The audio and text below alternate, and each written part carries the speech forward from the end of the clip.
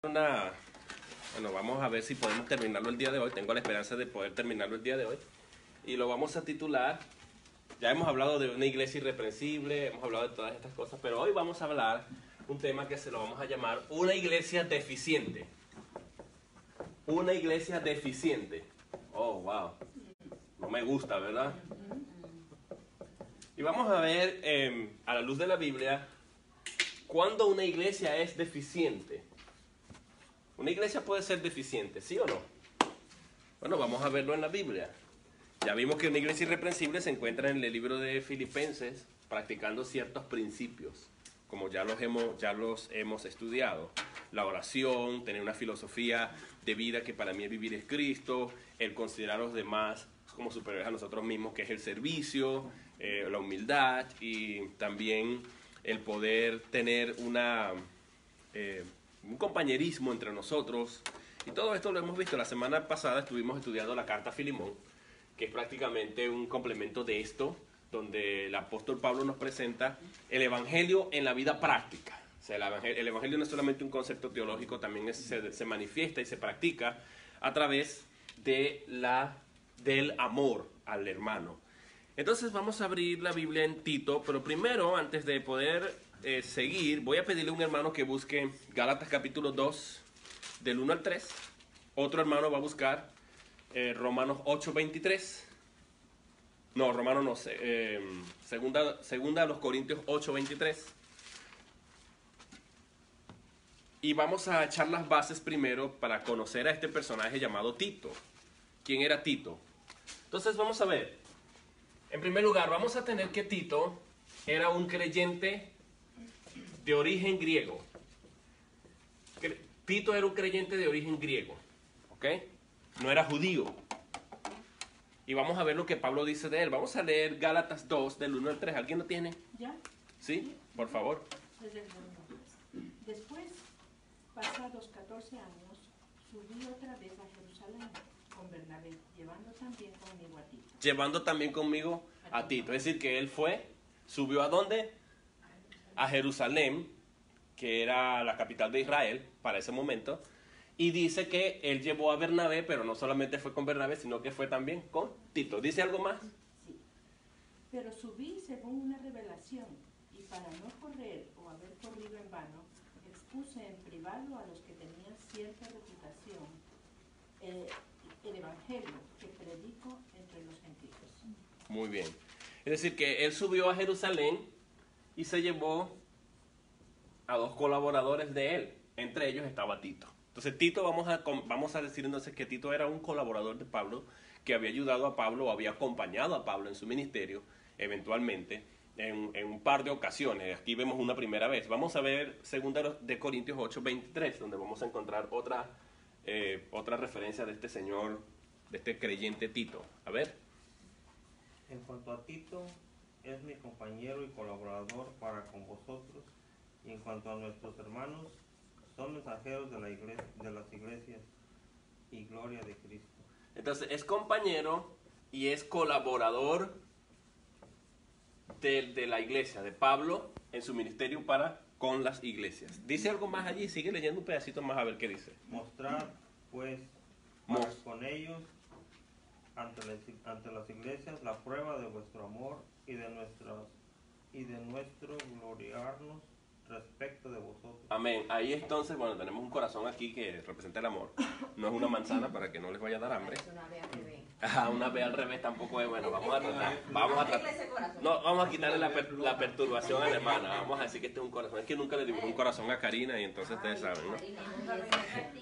Entonces, Pablo está diciendo que este hermano creyente era griego, pero que este creyente griego, Tito, de hecho creo que en el mismo Gálatas, si uno lee un poquito más atrás, dice que a este Tito no fue circuncidado. Pablo circuncidó a Timoteo para poderlo introducir dentro del cristianismo, pero a Tito no lo circuncidó. Él está hablando de eso en Gálatas 2 porque quiere como que corregir este problema de que quieren judaizar la iglesia. O sea, eso era algo que Pablo quería decir. Entonces, tenemos en primer lugar que Tito era un creyente griego que estaba ubicado en una región llamada Creta. Voy a poner esto en rojo para que sepa que es como una isla de Grecia o de Asia, Creta. Él estaba allí se cree que era cretense, era griego. Y Pablo dice que Tito lo había acompañado cuando Pablo tuvo que subir a Jerusalén, juntamente con Bernabé, y ahora está diciendo que es un compañero y que es un colaborador suyo para con las iglesias, y le está pidiendo a la iglesia que muestren, que manifiesten su amor, o demuestren su amor para con estos colaboradores suyos, que no incluía solamente a Tito, habían otros más, ¿no? Pero Tito entra dentro de esta categoría. Bueno, esa es más o menos la base para que sepamos quién es Tito. Si yo le pregunto, ¿quién es Tito? Colaborador de Pablo, compañero, lo acompañó en un par de ocasiones, y de origen griego. ¿Era circuncidado? No, a diferencia de Timoteo, que sí lo fue. Y que era escritor de una de las cartas. Tito, Pablo le escribe una carta a él. Es el remitente, podemos decir, es el remitente de una de las cartas del apóstol Pablo. No, remitente no sería la palabra, receptor, ¿no? Recipiente. Ya, recipiente, decimos recipiente, mejor. Suena más lógico, o mejor, o más correcto. Entonces era recipiente de una de las cartas del apóstol Pablo, que por supuesto lleva su nombre, Tito. Carta del apóstol Pablo a Tito, o simplemente Tito. Tito también es un hermano mío en la fe allá en Venezuela, pero ese es otra cosa, ¿no? Y a lo mejor ustedes tienen algún hermano en la fe que se llame Tito también. Un gran amigo anciano en la fe, que también es un gran colaborador en el ministerio cuando estábamos allá. Miren, mis hermanos, vamos a ver el capítulo 1 y vamos a dividir esta sección de Tito para que podamos entender. La primera cosa que vamos a decir de Tito, voy a escribir en letras azules, ya que conocemos quién es el personaje. Vamos a ver aquí, cuando empecemos a leer, vamos a ver una introducción, lo que Pablo dice con relación a lo que tenían en común, que es la doctrina. La doctrina. Y luego vamos a ver cómo Pablo describe a Tito. Mira lo que dice, porque dijimos allá que era un compañero, pero también dice que era un fiel compañero. Vean lo que dice, Pablo, siervo de Dios y apóstol de Jesucristo, conforme a la fe de los escogidos de Dios y el conocimiento de la verdad que es según la piedad, en la esperanza de la vida eterna, la cual Dios, que no miente, prometió desde antes del principio de los siglos, y a su debido tiempo manifestó su palabra por medio de la predicación que me fue encomendada por mandato de Dios, nuestro Salvador. Pablo no tenía ninguna crisis de identidad sobre su llamado, sobre el llamado que Dios le había hecho a él. Él sabía para qué Dios lo había llamado. Y aquí vemos nosotros que Pablo está diciendo, está echando las bases teológicas, y la primera cosa que nos dice aquí es que dice, soy apóstol de Jesucristo conforme a la fe de los escogidos de Dios. Los escogidos de Dios tienen que tener fe y el conocimiento de la verdad que es según la piedad, que en la esperanza de la vida eterna. O sea, ¿qué es lo que nosotros esperamos? Tenemos vida eterna. Y Pablo dice, la cual Dios, que no miente, prometió desde antes del principio de los siglos. ¿Por qué Pablo? A veces uno puede decir, bueno, pero porque Pablo dice Dios que no miente. ¿Será que Tito no sabía que Dios no mentía? Bueno, porque hay que entrar dentro del contexto geográfico donde estaba ubicado el señor Tito. El contexto geográfico es que él estaba en una isla cretense, en Asia Menor, o Grecia, y aquí la palabra Creta significa el mentiroso. Y ellos tenían como referencia, o el que miente, ellos tenían como referencia a un dios. ¿Recuerdan cuál es ese dios? Zeus. ¿Recuerdan ese dios griego? Zeus. Zeus. Este griego, este dios, era también conocido como un dios mentiroso. Ahora él está contrastando este concepto de la región, que era conocida como la gran mentira, porque estaba envuelto en todo tipo de inmoralidad, y especialmente lascivias, licencias para pecar, y también inmoralidades sexuales. Entonces él está diciendo, el Dios nuestro como un Salvador, es un Dios que no miente. Por eso dice, a su debido tiempo manifestó su palabra por medio de la predicación que fue encomendada por mandato de Dios nuestro Salvador. ¿Viste? Pone a Dios nuestro común Salvador, nuestro Salvador, a Tito verdadero. Ok, entonces ¿qué es lo que tenemos aquí, mis hermanos? Tenemos, dice en el versículo 2 más bien, en la esperanza de la vida eterna, el cual Dios, que no miente, prometió desde antes del principio de los siglos. Es decir, lo que está haciendo Pablo es diciendo, Hermano, y para aclarar, en realidad, solo un Dios existe y no miente, es verdadero. sí, Los demás, ninguno miente. Los que mienten son los que los hacen a ellos. o los que creen en ellos. Por supuesto que sí. Sí, pero en el concepto griego ellos creían Sí. en este dios Zeus, que era un gran mentiroso porque daba licencia para pecar, era un dios inmoral. ¿Y quién va a creer en él? ¿Quién va a creer en este Dios, verdad? Entonces, bueno, Pablo dice, por eso tiene peso que él diga nuestro común Salvador, nuestro Salvador, y lo llame el Dios que no miente, para diferenciarlo de Zeus. Ahora, vamos a ver lo que dice Pablo en el versículo 4. Ahí va a decir algo sobre Tito, que vamos a seguir añadiendo algunas otras características de este señor, este perfil, el perfil de Tito. Dice, a Tito, verdadero hijo. Entonces Tito era compañero, colaborador de Pablo, según lo que vimos Gálatas 2 y 2 Corintios 8:23, pero ahora Pablo lo llama verdadero hijo en la fe. Verdadero hijo en la fe. Común fe. En la común, porque fíjense que aquí Pablo va a usar siempre un elemento en común entre ellos. Nuestro Salvador, para decir, no es mi Salvador, nuestro Salvador, distinto a Zeus, y nuestra común fe. O sea que estamos en la misma fe. Dígame, hermano. Otra palabra que dice ahí, que está diciendo a quién le escribe, a Tito. Exacto. Ahí está una palabra clave que es a Tito, pero ahora lo va a describir. A Tito, sí, porque eso es lo que nos dice a nosotros, que la carta no fue escrita por Tito, porque cuando uno agarra aquí no dicen, casi todas las cartas dice carta del apóstol Pablo, de Pablo a los filipenses, a los corintios, pero aquí dice simplemente Tito. No sé si en algunas Biblias ya lo hayan incorporado, pero bueno, es importante leer para darse cuenta que lo diga. Entonces, a Tito, verdadero hijo en la común fe. O sea, tenemos una fe en común nosotros, pero este es hijo, era hijo en la fe del apóstol Pablo. Hay un debate teológico si se les puede llamar a alguien que cree por medio de un ministerio, por ejemplo, que yo predique y alguien se convierte y le dice, este es mi padre espiritual, o si es padre en la fe. Yo prefiero llamarle padre en la fe que llamarle padre espiritual, o porque el padre espiritual es Dios. Dios es el padre espiritual. Entonces no debemos llamar a alguien hijo espiritual o hijo. Este es mi hijo espiritual, más bien es mi hijo en la fe. Es los términos que yo veo en la Biblia, más que hijo espiritual, porque cuando Cristo dice no llame hija padre nadie, se refiere al padre espiritual. Entonces yo llamo a alguien padre espiritual, es como que si ese hermano que me predicó es Dios, es el padre espiritual. Entonces es un espíritu que me predicó a mí. Me explico, es como complicado. Por eso hay todo un debate teológico al respecto, pero es mejor llamarle, Pablo no tiene problema que a él lo llamen padre, y él llamaba a los suyos como hijos, pero le llamaba hijo en la fe.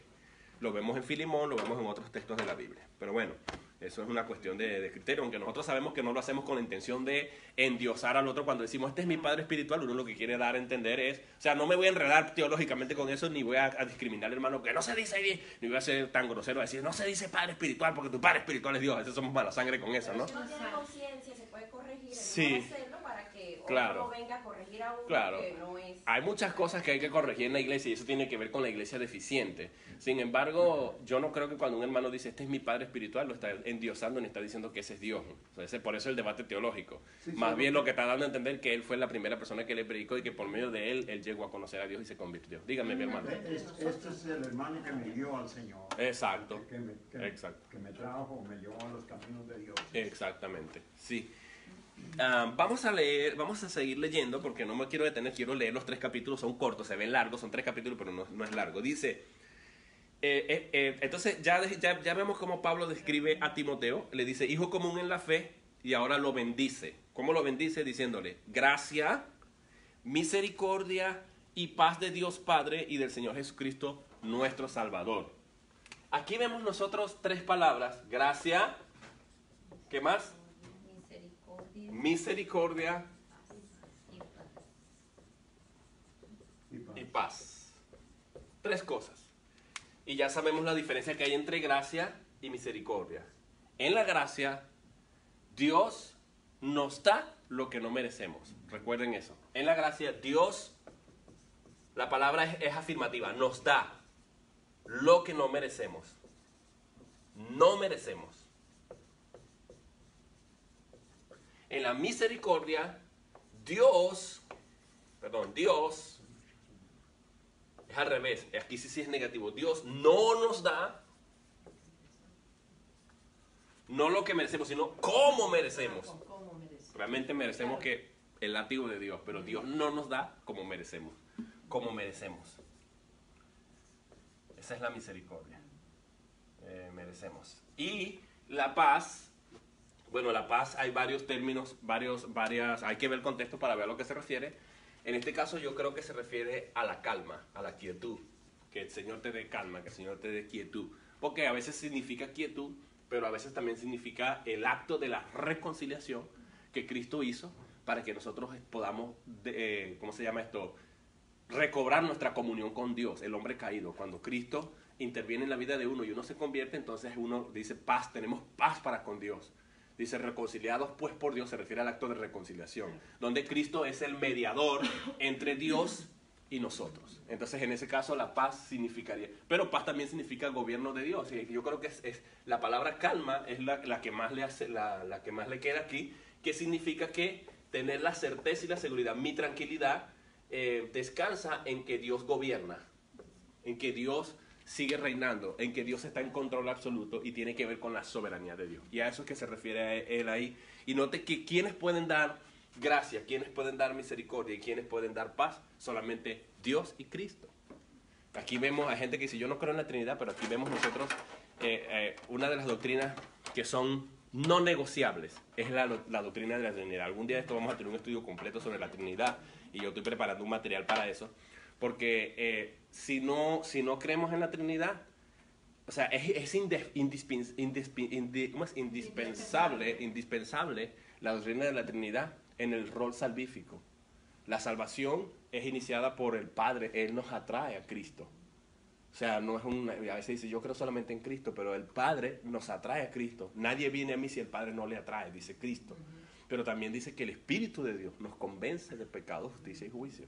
Cristo dice, el que a mí viene yo no le echo fuera. Es decir, el Padre me trae a alguien y Cristo nos recibe y el Espíritu de Dios nos convence. O sea, que hay un trabajo triuno, un trabajo de la Trinidad en nuestra obra salvífica y redentora. También dice los que Dios me ha dado, yo no los voy a perder. Ajá, él habló de sus discípulos como aquellos que el Señor se los dio. Es decir, que el Padre se los dio a Cristo. Y ahora Cristo dice, yo me voy al Padre otra vez porque voy a ser glorificado, pero les voy a enviar a otro consolador, que es el Espíritu de Dios. Es decir, que hay un trabajo salvífico en el plan redentor. No podemos descartar entonces la Trinidad en el plan de salvación. Es verdad, la palabra Trinidad no está en la Biblia, pero tampoco la palabra Biblia está en la Biblia, y nos referimos a la Biblia como Biblia porque eso recoge el concepto de los 66 libros de la Biblia. Es que no hace falta. No hace falta. Entonces la palabra Trinidad no está en la Biblia porque es un argumento muy falaz. Y dice, no, es que la palabra Trinidad no está en la Biblia. Sí, pero la palabra, por ejemplo, la palabra omnipotente no está en la Biblia. La palabra omnipresente tampoco está en la Biblia. Pero las usamos como un término teológico para decir que Dios está presente en todo lugar en el caso de la omnipresencia y para describir conceptos teológicos de una manera resumida. Sí, y en el libro de Hebreos nos muestra más claro eso, cuando vemos el trabajo expiatorio de Cristo, sufriendo por obediencia a Dios y partiendo el velo, nos hace pasar al lugar santísimo para llevarnos a Dios y vive en nosotros a través del Espíritu Santo. Claro. Tampoco encontramos la palabra sustituto, y Cristo es el sustituto por nuestros pecados. Pero hay conceptos teológicos que se recogen, que se deducen de los conceptos bíblicos que se resumen en una sola palabra. Nosotros tenemos en teología algo que se llama imputación. Conocemos la imputación, es que Cristo recibió todos nuestros pecados en su cuerpo y toda su justicia de su cuerpo nos las transfirió a nosotros. Es un acto de transferencia, de transacción. Eso es un concepto teológico y Cristo sustituye nuestra posición en la cruz. Eso no aparece en la Biblia abiertamente como un término teológico, solo que los teólogos se han encargado de acuñar términos que recojan o resuman el concepto teológico, que es muy profundo y extenso. Pero bueno, ese es otro tema, pero aquí vemos a Pablo diciendo gracia de Dios Padre y de nuestro Salvador Jesucristo, de ambos. Hablando del sustituto una vez más, cuando dice en la Biblia que al que no conoció pecado, lo hizo pecado. Cuando está Él con todos nuestros pecados, es nuestro sustituto ahí. Ajá, claro que sí. Y ahora, ya que vamos viendo el título, una iglesia deficiente, ya cuando la Trinidad sale del juego, sale del paquete, ya es una iglesia que comienza a tener un cierto grado de deficiencia. ¿Por qué? Porque la iglesia tiene como doctrina esencial, no negociable, a lo largo de toda la historia, la Trinidad. Y aquí por eso él se asegura de mencionar al Padre y al Hijo en los primeros 4 versículos. Pero bueno, de esto lo vamos a andar más adelante. Solamente quiero dejarles esa inquietud allí. Ahora vamos a leer el versículo 5. Por esta causa te dejé en Creta. Aquí vamos a comenzar a ver desde el 5 hasta el 15 las tareas que Tito tenía asignadas de parte de ¿quién? Pablo. De Pablo. Vamos a ver, ya vemos entonces, la primera cosa que vemos aquí, donde está mi marcador azul, la primera cosa que vemos es que Pablo se introduce, se presenta a sí mismo como apóstol, habla de que de la esperanza de la vida eterna. Entonces la primera cosa es introducción, nos habla de la doctrina, ya lo dije, ¿sí? Doctrina y hecha por base 2 doctrinas, que es la doctrina de la vida eterna, o la da por sentada, vida eterna, y la doctrina, aunque no vemos la Trinidad explícitamente abierta aquí, nos habla del Padre y nos menciona al Hijo como los, ¿cómo se llama? Otorgantes de la gracia, de la misericordia y de la paz. Y ahora va a pasar Pablo a presentar un segundo elemento. El segundo elemento es las tareas que tenía que cumplir Tito, razón por la cual fue dejado en Creta. Vamos a ver. Dice, por esta causa te dejé en Creta. ¿Cuál causa? Número 1. Primera tarea que tenía Tito. Ya me estoy confundiendo. Primera tarea que tenía Tito. A mí me gusta el nombre Tito porque a mí me suena como un diminutivo. ¿Sabes que cuando uno dice Pablo, uno dice Pablito? Cuando uno dice Wisto, uno dice Wistico. Cuando uno dice Erasmo, Erasmito. Pero cuando uno va a decir Tito, ¿cómo va a decir Titito? Entonces a mí me suena ese nombre Tito como un nombre ya diminutivo. Tito, ya no se puede disminuir más. Pero bueno, dice, lo dejó en Creta, razón número 1. ¿Para qué? Ay, papá, no me va a gustar. Para que corrigieses lo deficiente. Número 1, corregir lo deficiente. Corregir lo que está deficiente. Dice que pusiera en orden. Ajá. Está desordenado. Exactamente. Una iglesia deficiente, como lo dice la versión del hermano Carlos, aquella versión de la Biblia, una iglesia deficiente es una iglesia, primero, que no entiende el concepto de la vida eterna. Que la vida eterna es otorgada al creyente por medio de un Dios que es verdadero. Que no la puedo perder porque es vida eterna. No se puede perder porque es vida eterna. No hay una condición ligada a la palabra vida eterna. Dios la da y Dios que no miente me la entrega a mí como creyente. Una iglesia deficiente es una iglesia que no duda de que el Padre y el Hijo tienen una labor o una obra en el plan salvífico para que haya una común fe entre nosotros. Pero también ahora Pablo va a decir que una iglesia deficiente es una iglesia que necesita, que una iglesia que es desordenada y que hay que corregir ciertas cosas. Una iglesia como la que vamos a ver, bueno, aunque aquí no había una iglesia constituida, pero vamos a ver cuál es el mayor problema de una iglesia deficiente. Y aquí dice, entonces el primer rol de Tito fue corregir lo deficiente, poner en orden lo que está desordenado. Y dice el segundo rol, ¿establecer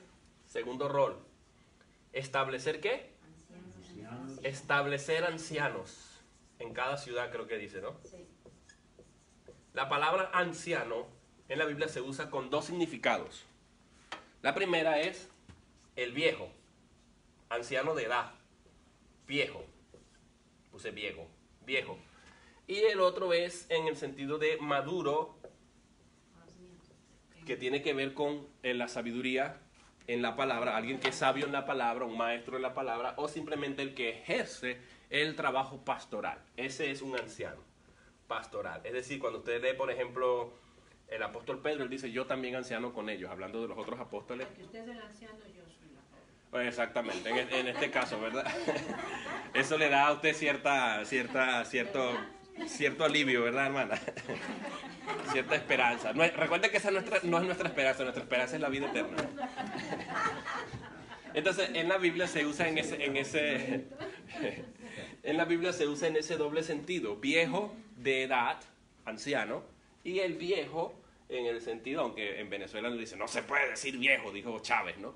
Se tiene que decir adulto mayor. Ay, caramba. Pero bueno, ¿cómo me traduce adulto mayor en inglés, hermana?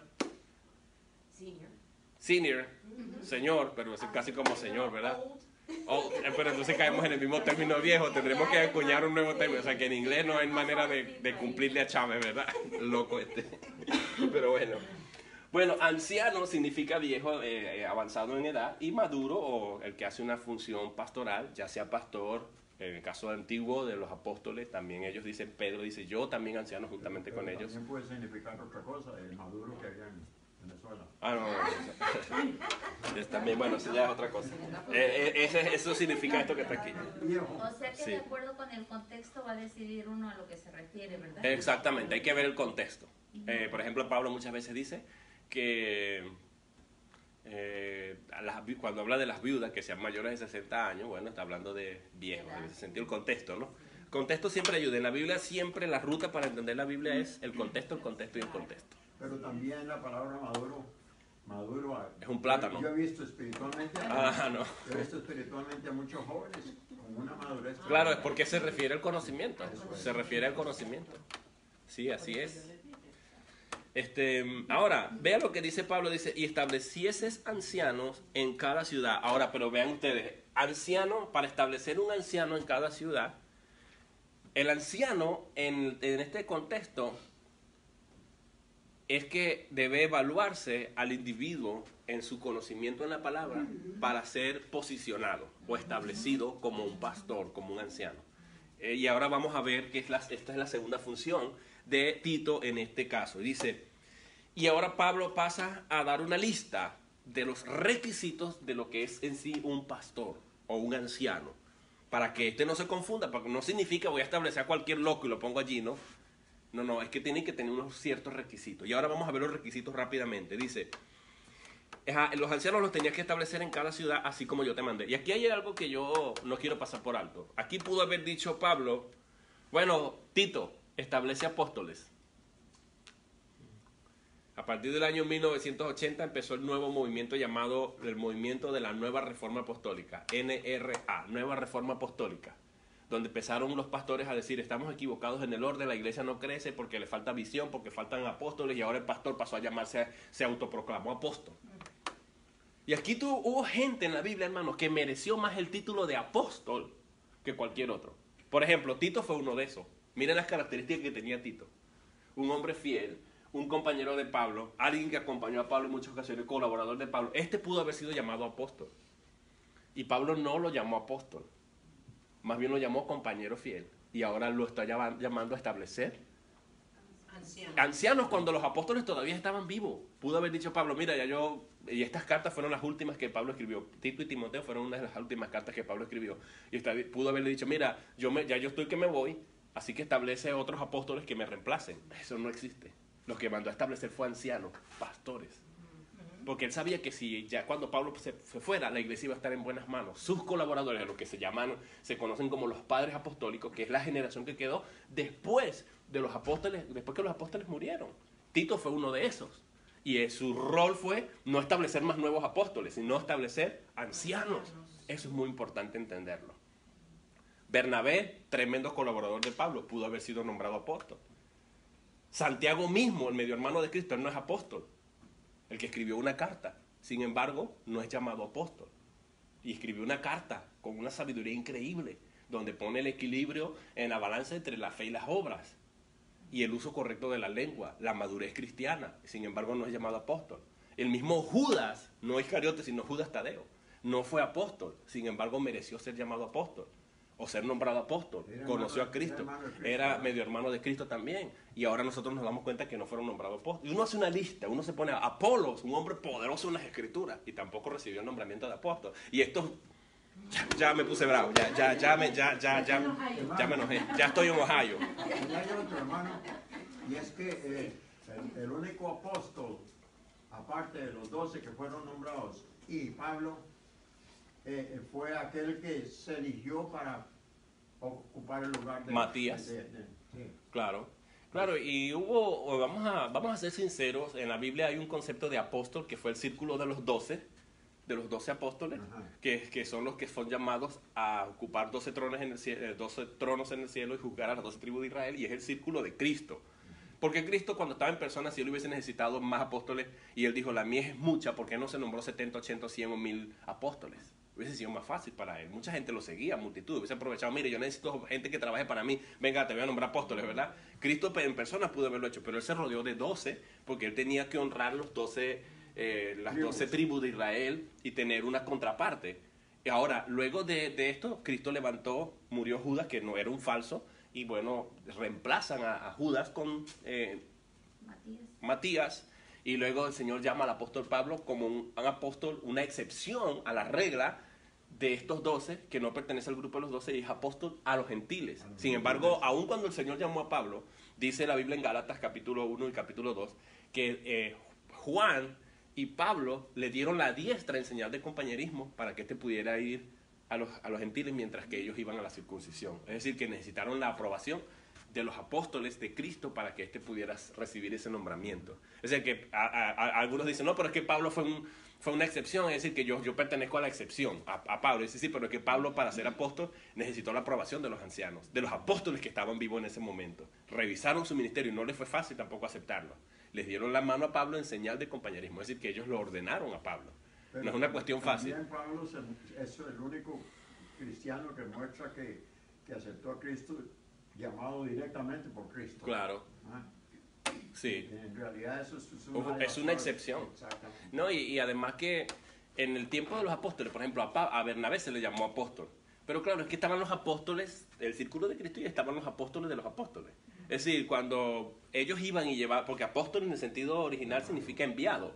Cuando los apóstoles no podían ir a llevar la misión, mandaban a algunos, a Bernabé o a otros que aparecen allí, y ellos fueron y los llamaban apóstoles. El problema es que no se corrigió en la Biblia y se quedaron como apóstoles también, y por eso la confusión. Pero hay apóstoles en el sentido etimológico de ser enviado. La Iglesia Bautista reemplazó el término apóstoles por misioneros, porque los misioneros van y establecen obras en diferentes lugares y son enviados por las iglesias en diferentes lugares, y son enviados por las iglesias en el sentido etimológico. Sí hay apóstoles, pero no apóstoles infalibles con autoridad, con nuevas revelaciones y todo este tipo de cosas.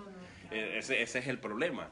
Entonces, bueno, pero ese es otro tema. Entonces, bueno, es muy fácil asociar a alguien que se junte con... Si tú te juntas con evangélicos, ¿qué te va a decir la gente? Aunque tú no seas evangélico, ahí vienen los evangélicos. Este es evangélico también porque se la pasa con ellos.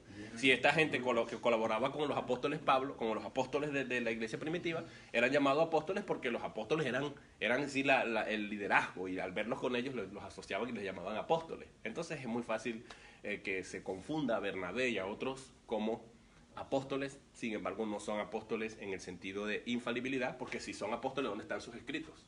¿Dónde están sus cartas? ¿Dónde está la enseñanza para la iglesia? Los apóstoles escribían un mensaje con nueva revelación universal, con autoridad en todo tiempo, en todo lugar y para toda persona, a lo largo de todos los tiempos. Es decir, que hoy tenemos a Pablo entre nosotros y a Pedro entre nosotros porque tenemos sus escritos. Entonces, bueno, ese es un tema ya que ya me voy a volver a poner bravo, así que vamos a seguir aquí. Lo cierto es que el segundo rol fue establecer ancianos, no ancianos en singular, sino en plural, ancianos o pastores. Y ahora Pablo va a darnos una listica, no a cualquier loco vas a nombrar allí. No es a cualquiera que hable bonito pegue un grito. Yo siempre digo, no hay nada más peligroso que un pastor mal preparado o un evangelista mal preparado con un púlpito y un micrófono. Muy peligrosísima, sí. Ya me puse bravo de verdad, ¿verdad? Estoy enojado.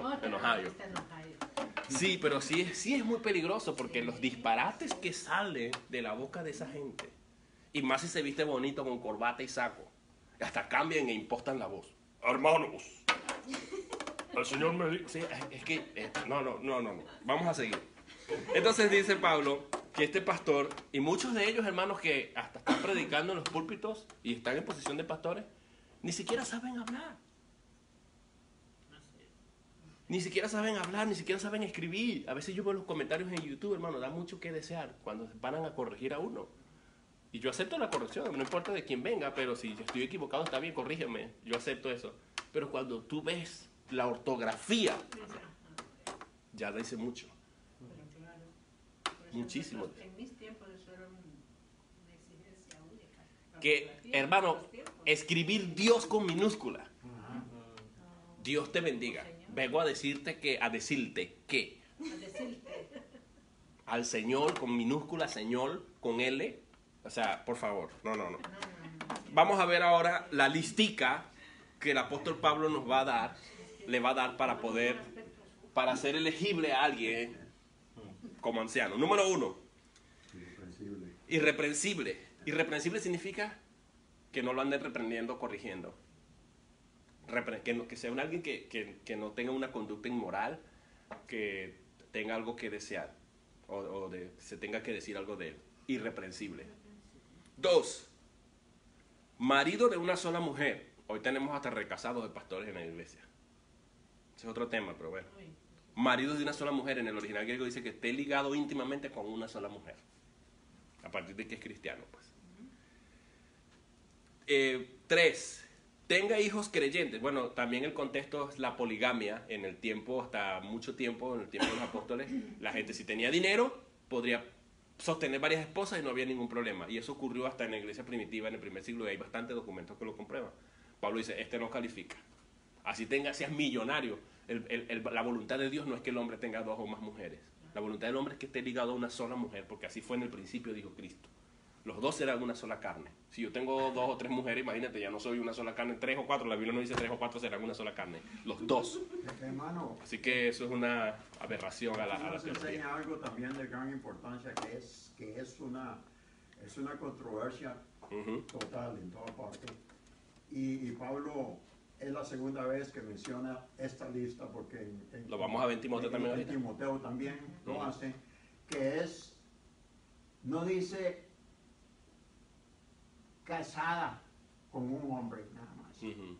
Está hablando que el El ministerio. ministerio de la iglesia está hecho, Dios escogió a varones para eso. Claro, el ministerio debe ser ejercido por varones.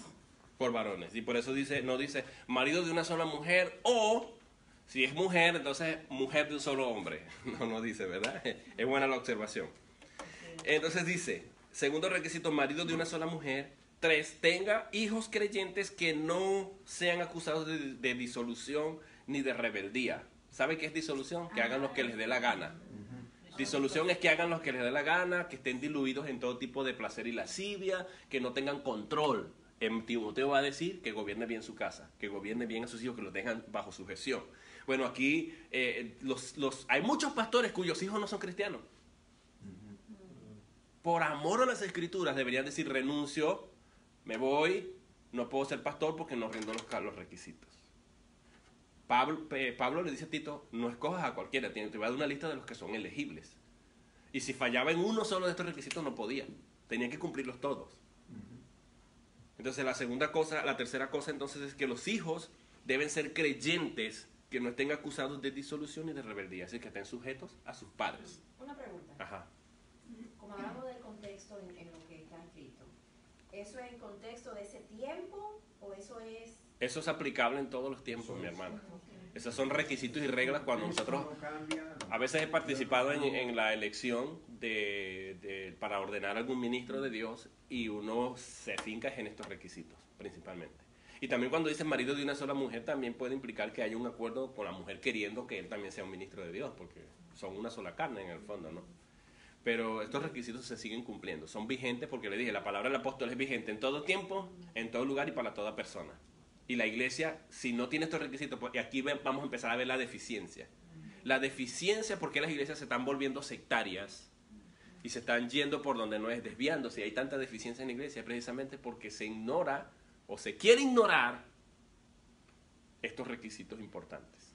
hermano, y es que hay que ir más lejos, aunque lo atrase y nos detengamos un poco, pero en la carta a Timoteo dice, habla debe ser que no sea chismoso, y las mujeres así, las esposas. Claro. Y entonces yo siempre he dicho en la iglesia, cuando se va a elegir un diácono, hay que tomar en cuenta la esposa. Sí.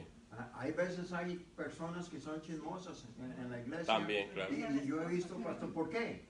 Porque los diáconos tienen sus reuniones y discuten muchos puntos de cosas que están pasando en la iglesia. Claro. ¿Ah?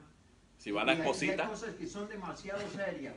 Y si ese diácono llega y le cuenta a la esposa lo que pasó, Claro. que se discutieron, Cecilia a veces me decía, ¿por qué tardaron tanto y todo eso? Bueno, pero ni ella me preguntaba nunca por qué, porque yo sabía que hay personas que son chismosas, y esa Cecilia le puede contar a usted cualquier cosa y lo deja. Claro. Pero yo en la iglesia conocía personas que eran Claro. verdaderos periódicos. Claro, hay que tener mucho cuidado, reporteros, mejor dicho.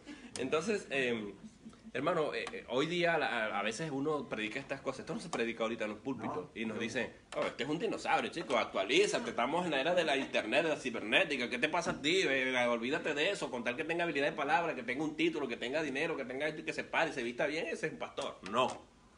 O volvemos a los principios de la Biblia, o la iglesia seguirá siendo cada vez más deficiente. Porque cuando le hacíamos caso a la Biblia, la iglesia era mejor. Cuando no teníamos el movimiento de la nueva reforma apostólica, la iglesia era mejor, más espiritual, más llena de Dios, más sabia. Los pastores se paraban y juzgaban. Hoy día no, hoy nadie juzga nada. Necesitamos volver a las escrituras. Pasando al siguiente paso, siguiente requisito. Es necesario que el obispo sea irreprensible. Ahora Pablo, vean ustedes hermanos que las palabras son intercambiables. A veces yo he dicho, un anciano es un obispo. Pero vean ustedes que Pablo está diciendo que establezca anciano. Un anciano es un obispo, porque ahora está diciendo, es necesario, dando la lista de esos ancianos, quienes son elegibles, ahora pasa a decir los obispos, es decir, que un anciano es un obispo. ¿Y qué es un obispo? Nosotros lo asociamos con el obispo de la Iglesia Católica. El Señor esté con vosotros. Pero realmente el obispo, la palabra obispo es presbítero en el original griego, y significa, o presbútero, significa el que supervisa la obra del Señor. Ese es el supervisor, el que está ahí. Es decir, es el mismo anciano, es el mismo pastor que cuida de las ovejas de Cristo. Él sabe que él no es dueño de la iglesia.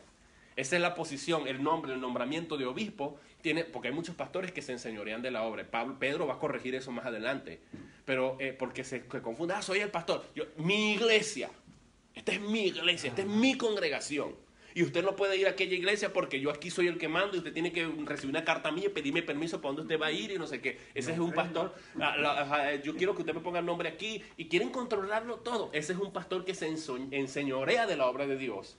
Por eso Pablo usa la palabra obispo, que significa ustedes simplemente son unos supervisores. A mí a veces me decían en Venezuela, hermano, ¿será que puedo ir a la iglesia? Yo conocía la iglesia, sabía que la iglesia era una iglesia un poco sectaria, que muchas doctrinas no estaban bien. Pero yo lo único que les decía, hermano, la iglesia es del Espíritu Santo. Vaya donde usted crea que vaya. Y yo sé que ellos al ir ahí, si yo tengo confianza en la palabra que yo les estoy dando, yo sé que no hay lugar donde ellos no se metan que no van a tener discernimiento. A los días venían con las tablas en la cabeza. Oh, hermano, fui a la iglesia, pero ¿sabes las locuras que me encontré diciendo esto, enseñando esto? Y cuando fui a la Biblia, yo sabía que estaban entrenados. Pero yo no soy quien para decirle, no vayas por aquí, no vayas por acá. Si yo les digo eso es porque yo temo que lo estoy enseñando correctamente y saben que ellos pueden descubrir la verdad por allá. Esa es la razón por la que los apóstoles le dicen a la gente, no vaya para allá, no vaya a esta iglesia, no visite por aquí. Porque saben que si van a encontrarse con alguien que les va a leer la Biblia probablemente. Y ellos van a quedar desenmascarados. Y por eso no le permiten a sus miembros que vayan a ningún lado. Ese es un pastor que se enseñorea, se creen los señores de la obra. Y los pastores no somos señores de la obra. Estoy hablando de los pastores, ¿verdad? Exacto. A ustedes también, sin vergüenza, ¿no? Los pastores son obispos, son supervisores, son gente que tiene los ojos puestos en las ovejas para cuidar de ellas. Sin embargo, no son los dueños de las ovejas. Cristo es el amo de la grey. Entonces Pablo dice, porque es necesario que el obispo, es lo mismo que si el anciano, sea irreprensible. Es necesario que lo que yo estoy diciendo se cumple. Como administrador de Dios, no soberbio. Aquí sí me van a dar duro hasta en la torre a mí. No iracundo. Yo pensaba estar en Ohio. ¿Eh? No iracundo, sí, pero en el sentido que se utiliza aquí es una persona que fácilmente se enoja, que no acepta la corrección. Un pastor que no le gusta que le digan nada. No es enseñable. El pastor, hermano, es enseñable. Está abierto a las nuevas verdades de Dios y venga de quien venga. venía escuchando yo un predicador y decía a Karina, bueno, pocos de palo me está dando el Señor a través de este pastor, de este predicador. Quítamelo ya, por favor. Entonces, no soberbio. Soberbio es que se cree que la sabe toda, que él es el único superior, que él es casi el dueño de todo. Y dice, no iracundo, es decir, que fácilmente se aira, se pone bravo, se enoja. Dice grosería, maldice a todo el mundo. Estos sinvergüenzas hasta maldicen. No obstinado. Dicen. Ajá, no obstinado. Repugnante, hermano, no le haya entrada. No dado al vino. No pendenciero. Pendenciero es que se enreda en chisme, que va, él lleva y trae, como decía el hermano aquí ahorita, el pendenciero. Y anda en pleitos también. Anda en pleito, claro, se enreda en pleito porque si es pendenciero, imagínate, que tiene que leerse proverbio, especialmente el capítulo 18, que tiene que evitar el chisme, ¿no? Que su boca sea una fuente de sabiduría. No codicioso de ganancias deshonestas. No codicioso de ganancias deshonestas. Hoy venden hasta el agua bendita, bendicen el agua y te la venden. ¿Ah? Pero estamos hablando de eso era en la iglesia católica, pero ahora te lo hacen en la iglesia evangélica. Como en la mañana cuando estaba oyendo un pastor que decía que eran como prostitutas, que no van a una iglesia a predicar si no les pagan. Claro, esa es otra cosa. No, y también es que mira, te ungen el pañuelo, te ungen los delantales, te ungen la... No, sí, es que yo he visto todo esto, hermano. No es mentira. Esos son gente que hacen mercadería de la fe, como Pedro nos va a decir más adelante. Un día vamos a estudiar las cartas de Pedro y de Judas, para que ustedes vean lo que dice. Hermano, cuando yo Es increíble. A los Estados Unidos y llegué a Dios me envió a una iglesia que era una maravilla. El pastor era un hombre de Dios. Y él siempre decía que él no sabía lo que daban los hermanos. Él no tenía nada que ver con las ofrendas ni nada, dice. Y mejor, dice, porque así a la larga me sentiría muy triste de saber lo que dan algunos que yo pienso que Que podrán dar más. Los diáconos, algunos diáconos que no dan el diezmo ni nada de eso. Sí. Eso. Claro que sí. Entonces dice que el pastor, hay gente que dice, a mí una vez en la universidad me dijeron, oye, ¿qué quieres ser tú? Estamos preguntando en un examen vocacional, ¿no? ¿Qué quieres ser tú? ¿Y qué quieres ser tú? Y salió un loco y dijo, yo quiero ser pastor. Y yo le digo, a mí me llamó la atención, y dije, ¿pero por qué? Y el profesor también dijo, ¿por qué tú quieres ser pastor? Y dice, eso es un tremendo negocio. Ser pastor ahorita, mira, recibir el diezmo, enriquecerse, andar en tremendos carros, que no sé qué. Es verdad. Uno puede pensar, no, hermano, pero hay una cantidad de pastores sensuales, carnales, cuyo propósito es el enriquecimiento. ¿No vio el loco Jesse Duplantis que se autodenomina profeta y apóstol? ¿Y qué dijo él? En el 98 Dios me bendijo con dinero para comprarme un jet. En el 2002 Dios me dio para comprarme otro jet por medio de sus ofrendas. En el 2012 me tuve que comprar el tercer jet y voy por uno cuarto que me cuesta $56 millones. ¿Quién me los va a dar? Ustedes. Tienen que ser en cash, porque aquellos los pagan en cash y los tengo que pagar en cash porque si yo voy a ser más efectivo en la obra de Dios. Ya me volvió a dar la ira. Ya se volvió en Ohio. Estoy en Ohio ahorita otra vez. El pastor no debe ser iracundo, dice. ¿Ah? Ira santa. La ira santa. Venden, hermano, venden las cosas. Mira, vendo, hermano, no lo van a creer, vayan a la librería cristiana. El pañuelo ungido, la corbata ungida, ¿cómo se llama? El paltó, el saco bendecido por X apóstol. Todas esas cosas las venden en las librerías. No estoy exagerando. En una iglesia venden Botellas de aceite para el aceite ungido. Sí. ¿Cuánto cuesta? $20. Vaya, que unja su casa. Por cierto, ungir la casa no es bíblico. Porque Dios no nos mandó a llamar a ungir cosas. Eso es brujería. Voy a ungir para que se vaya todo aquí, pero el que vive en la casa es un gran sinvergüenza. Eso no tiene nada que ver. Pero como es un negocio. Bueno, no, vamos a seguir pues. Por eso la iglesia está como está, hermanos. Cualquier cosa, mire, cualquier cosa. La unción. Esto ya me suena como espiritismo. En la iglesia. No, ya, una cosa te otra dije yo, ahí nos vemos. La unción se ha disfrazado de tantas cosas, mi hermano. Tenemos la unción de risa, la unción de la finanza, la unción del zapateo. Había un loco que me dijo a mí, una vez fui hermano, uno no quiere criticar, pero eso son aberraciones, eso es la iglesia deficiente. Estaba un loco que tenía unas botas Loblan, ¿sabes qué son las botas Loblan? Que son puntas y la iglesia era de un piso que resonaba. Y cada vez que estaba sentado ahí sonaba la guitarra, toca, tunga, empezaba a zapatear. Y todo el mundo empezaba a danzar. Y yo dije un día al pastor, oye, hermano, ¿por qué ese hermano zapatea cada vez que suena la guitarra? Mis hermanos, es que ese hombre bota la unción por los pies, por las botas. Mándale a lavar los pies para que esté botando la unción por ahí, ¿verdad? Pero es que hay tantas locuras, mis hermanos. Y tenle la lola, hermano, regálale un par de zapatos deportivos porque es una tremendo escándalo. Hay tantas cosas, tanta deficiencia en la iglesia. Pero bueno, por eso es que ahora ven que hasta te escupen. Hasta el chicle, venga, el chicle ungido. La manguera ungida, te sacaron una manguera para mojar a la gente, esta es la manguera ungida. Pero todo es un negocio. Venga y pacte con Dios. Los llamados pactos, ahí hice toda una apología sobre los pactos, es bíblico pactar con Dios. Pero bueno, los pastores no podemos ser pastores porque venimos a enriquecernos con dinero. O sea, ¿qué pastor hace un trabajo realmente porque Dios lo llamó al pastorado? El pastor tiene que realmente ser, tener la vocación, el llamado de Dios. No voy a ser pastor con el propósito de enriquecerme y de ganar o de vivir una vida placentera y sin hacer nada. No hay un trabajo más fuerte que el trabajo de un pastor. Y necesitamos recompensar y remunerar al pastor. Vamos a estar claros con eso porque la Biblia lo dice y eso es honesto. Pero no debe ser el propósito del pastor la codicia de la ganancia deshonesta. Porque es muy peligroso, lo que digo, es muy peligroso un pastor que tenga eso como meta, como aquel loco que se paró en la universidad y dijo que él quería ser pastor porque eso era un negocio. Si yo aquí le vendo a mire, los marcadores ungidos porque yo escribo con ellos. ¿Quién los quiere? $10, oye, con $10 me bebo 5 Pepsi Cola. Están ungidos porque los toqué yo, ¿ok? Cuidado.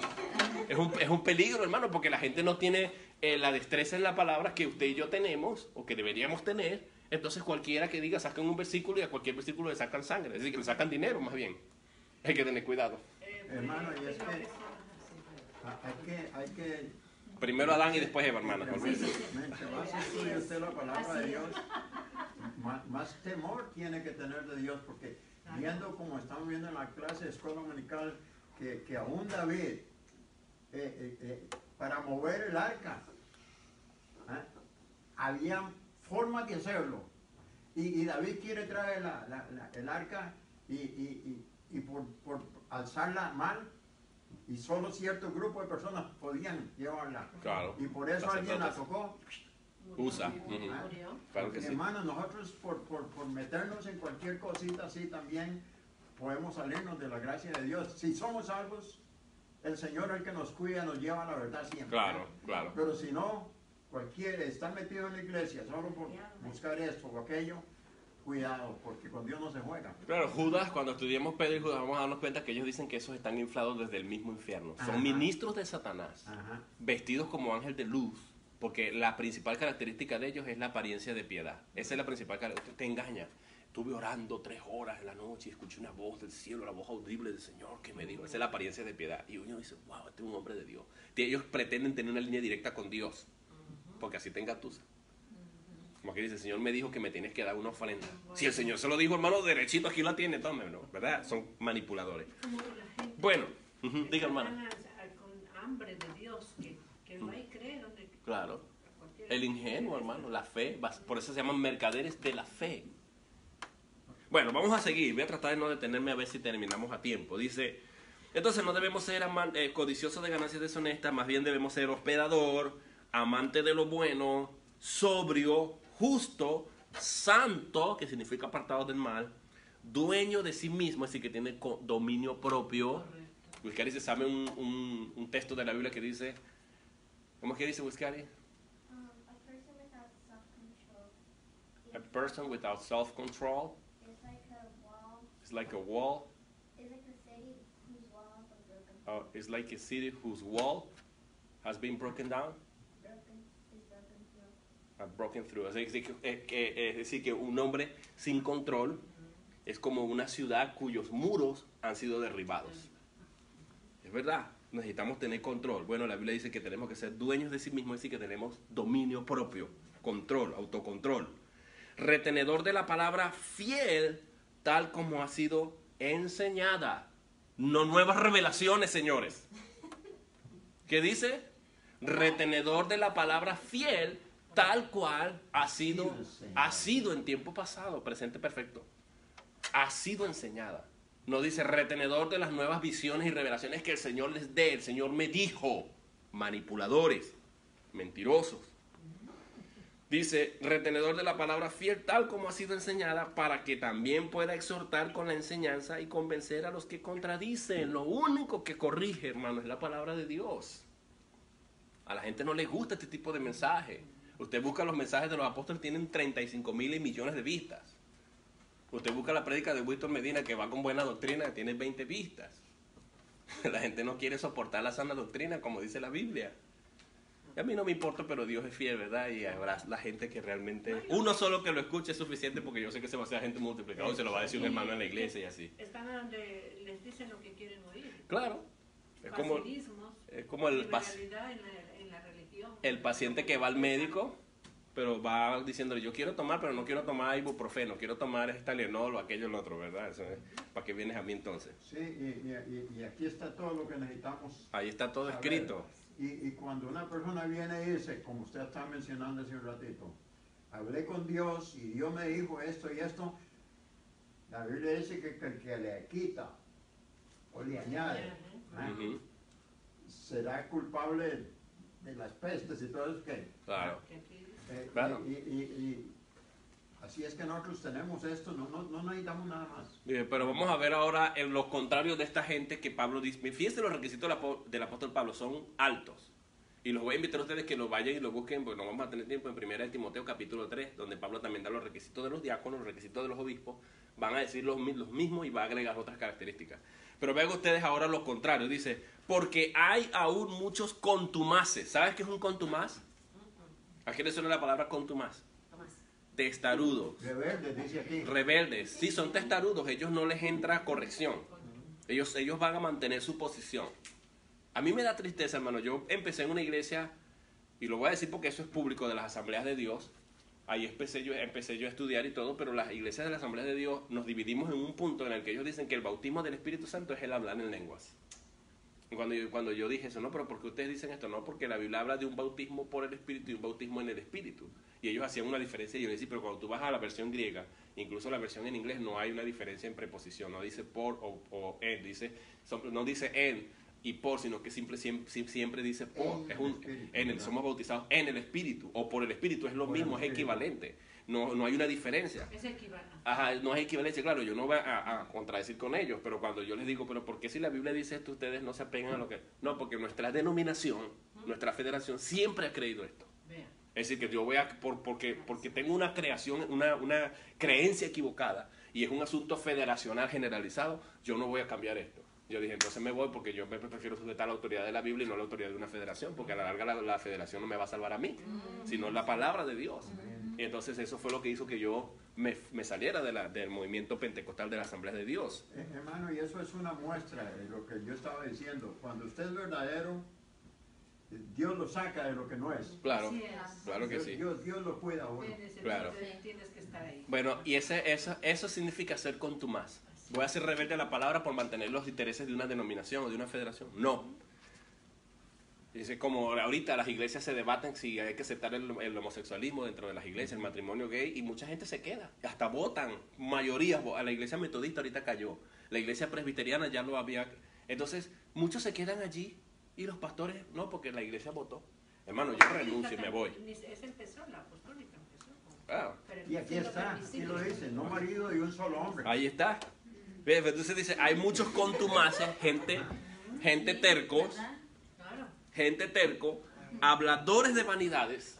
Hermano, eso que el Señor me dijo.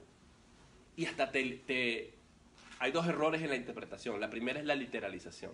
Es decir, algo que debe entenderse alegóricamente en forma espiritual o simbólica, le doy un sentido literal. Como una mujer de Sur Carolina que se estaba sacando un ojo, literalmente. Salió en las noticias. Porque estaba drogado, borracha, y ella se acordó de un texto de la Biblia que decía que si tu ojo te es ocasión de pecado, lo que me está llevando a esto, y se estaba sacando los ojos. Se sacó los dos, imagínate. Entonces eso es la literalización. Imagínate, si vamos a interpretar la Biblia de esa manera, estamos mal. Eso es algo simbólico, alegórico, y lo debemos entender en un sentido espiritual, no en un sentido literal. Pero el otro peligro está en que algo que debe entenderse literal lo entienda espiritual. Estos pastores son expertos en alegorizar el texto de la Biblia. Es la paloma que vino. Escuché a uno que dijo, la paloma que descendió sobre Cristo era el Espíritu Santo, pero cuando tú analizas la paloma tiene 2 alas. Las alas representan no sé qué. Las plumas, tiene 5 plumas en la cola. Esos son los 5 ministerios. Y tienen dos patas, 5 por aquí, 5 aquí, están los 5 ministerios, pero es la doble unción, porque son 5 dedos, 5 patas. Y yo digo, bueno, pero las palomas tienen 5 dedos. Habría que averiguar, ¿verdad? Es la doble unción, o las 2 patas son la doble unción. Y una cantidad de locura, hermano. ¿Y dónde sacan esto? Son habladores de vanidades. O las vanidades, el Señor nos llama a nosotros. Mire, hermano, ayer le pasé a Karina una prédica. Yo comparto todo así con mi esposa antes de hablar, ¿no? Pero yo, mira, Karina, escucha esto. Porque hace un tiempo en Venezuela yo estuve en una conferencia de pastores, juntamente con otro grupo de hermanos en la fe y pastores, y salió uno diciendo que él era apóstol. Y trató de defender el punto. Y yo me paré y le dije, usted no puede ser apóstol, Señor, por esto. Y después salió uno que estaba peor que otro y dijo, bueno, hermano, yo más bien pienso que nosotros somos tan arriba que yo creo que yo soy Dios y yo no me voy a llamar apóstol porque me parece que es una categoría muy bajita. Los apóstoles sufrieron, yo prefiero llamarme querubín. Porque yo creo que ahora porque yo me puse a estudiar que ahí no me va a tumbar nadie, ya los apóstoles pueden ser tumbados, con esa argumentación que tú diste. Ahora yo me voy a llamar querubín. Y yo pensé que eso es simplemente una predicción, eso hace como unos 10 años atrás o 5 años atrás. Hermano, ayer encontré una predica de querubín fulano de tal. Hola mis ángeles. Hermanos. Porque ellos dicen que querubín, leyeron en la Biblia que los querubines son los ángeles que están alrededor viendo la cara de Dios frente, están arriba sobre el techo de Dios y ahí ¿quién los puede? Están más arriba que Dios, dicen ellos. Entonces, ¿quién los puede tumbar a ellos? Qué ignorantes de la Biblia. La Biblia dice que los ángeles desearan ser como nosotros porque ellos no conocen de la salvación, ellos no necesitan salvación. Claro. Ninguno ha sido salvo, por eso ellos no pueden cantar ni hablar de la salvación. ¿Ah? Pero a mí me sorprende la habladuría de vanidades. Eso es una habladuría de vanidad, hermano. Porque ellos hablan de querubín por el estatus, es la altura, quién me va a llegar a mí, quién me va a superar. Yo no quiero eso. Bueno, ahora eso es el aire de grandeza. Esos son habladores de vanidad. Fíjate, Jesse Duplantis, volviendo al caso, quiero un jet que cueste 54 millones. Porque yo quiero representar el reino de Dios. Sí, de aquí. Yo quiero representar a Dios. Es decir, que para yo representar a Dios necesitamos un avión.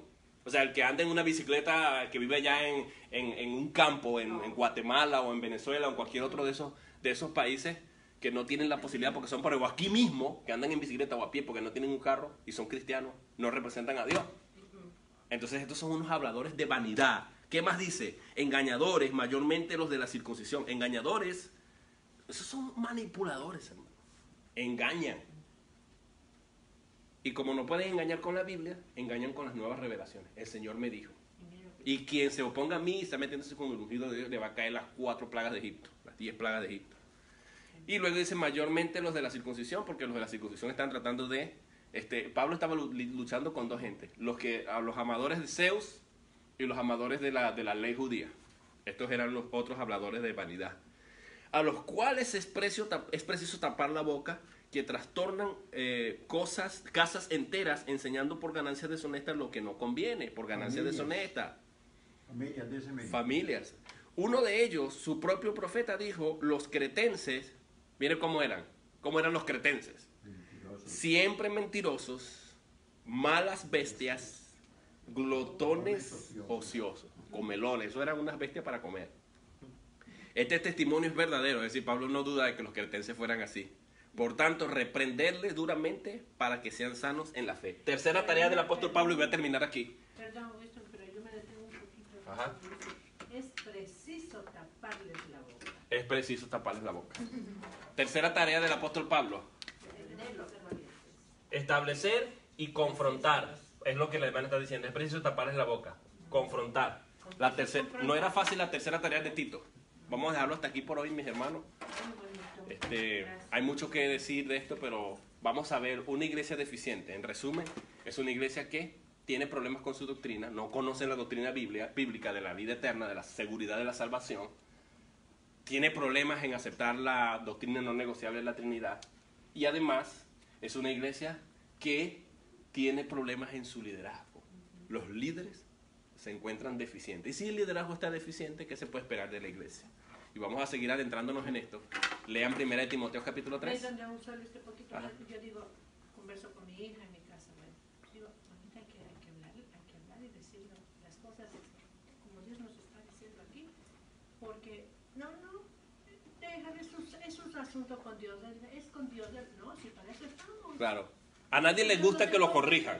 A nadie le gusta, pero hay que Pero necesitamos estar nosotros pero aquí para dice, corregir. No, es que sabe que piense lo que quiere y es tu asunto con Dios. Dios se encarga. No, entonces ¿para qué estás tú? Si ya Claro. tienes el conocimiento. Lo que pasa es que cuando tienen una iglesia organizada No, y aún entre la iglesia hermanos. Bendiciones. No,